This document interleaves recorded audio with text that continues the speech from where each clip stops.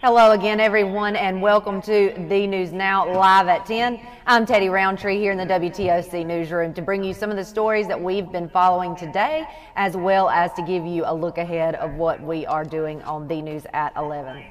Well, this morning, South Carolina congressional candidate Katie Arrington spoke at her first campaign event since being injured in a deadly car crash. She spoke at the East Cooper Republican Club luncheon in Mount Pleasant. She'll speak at another event this Wednesday in Beaufort. That'll be for the Beaufort County Republican Party meeting. It'll be held at 5:30 at the Quality Inn at Town Center. Also in South Carolina, guys, please remember to be heat smart this summer because things like this are just tragic. We've learned a man who was reported missing last week actually died of a heat stroke. The Kershaw County coroner says 77-year-old George James Clark lived alone at his home near Camden. Sheriff's deputies found him Saturday afternoon after family members had been unable to reach him.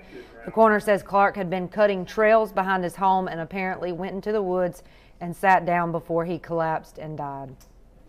Well, switching gears, today marked the start of the last week to vote early in the Georgia primary runoff election. Early voting will end this Friday.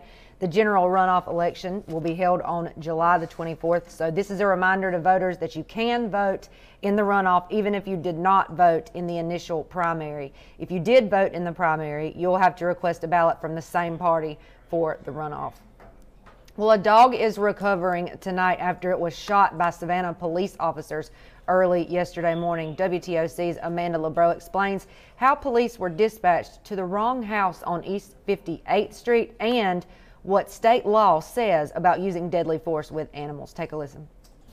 The Savannah Police Department is still trying to figure out how officers ended up at this house and why they shot the family's pit bull. SPD officers responded to an alarm call early Sunday morning and somehow received the wrong address. They were supposed to go to the 100 block of East 58th Street and were instead directed to the 1000 block of East 58th Street. A Savannah police spokesperson says the department is now figuring out if dispatch or the alarm company gave officers the wrong address. When they arrived to the wrong house, they shot this family dog, Rock, and the department is now paying for his medical expenses. According to the Georgia Association of Chiefs of Police Sample Law Enforcement Operations Manual, as with other use of force operations, deadly force will only be used to defend the officer, other person, or animal from being bitten by a vicious animal, but also says courts have ruled that the unnecessary shooting of an animal may constitute a seizure under the Fourth Amendment of the Constitution, thus making the department and the officer liable. Instructors with the Georgia Public Safety Training Center say the same section of Georgia law dealing with use of deadly force or threat of it against humans should apply to animals, and it allows it if he or she reasonably believes that such threat of force is necessary to defend him or herself or a third person against such others' imminent use of unlawful force. In Savannah, Amanda LeBreau, WTOC News.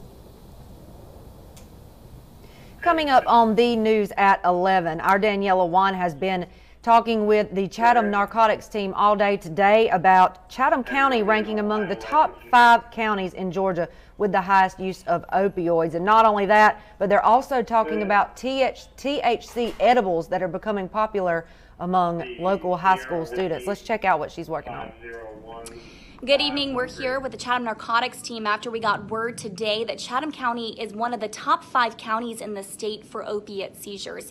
You can see right here, Gene Harley is holding edibles. I'm going to have him talk to you about this because these are some of the things, these new types of drugs that the GBI and this narcotics team are confiscating that are becoming so troublesome. Gene? Yes, ma'am. So independent of the opiates, other thing we're having an issue with is the THC extract. In this case, local high school students, with the assistance of an adult, were creating these THC edibles, and this was Fruity Pebbles that were turned into like a treat, a pastry, if you will.